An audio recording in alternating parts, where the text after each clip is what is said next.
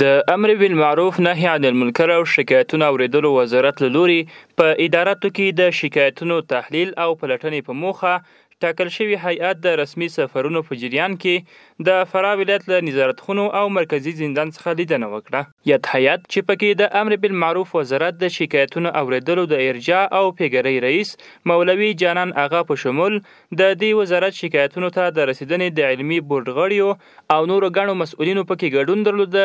د یاد ولایت له مرکزي زندان څخه لیدنه وکړه. له کابل څخه ورغلي هیئت د زندانیانو ستونزې له نږدې واوریدې او هغوی ته د یاد ستونزو د حل ډاډ ورکړ. در بخش ضروریات بشری اگر کدام کمی و زیادی باشه او را با ما شریک کنین. مثلا نانتان کم است، جای وضویتان نیست، جای خوابتان خوب برابر نیست، او مثلا اتاقتان گرم است، یخ نیست، یا امی مشکلات ها اگر شما داشته باشین با ما شریک کنین. برادرای جمعی نوشته میکنن با مشکلاتتان رسیدگی میشه.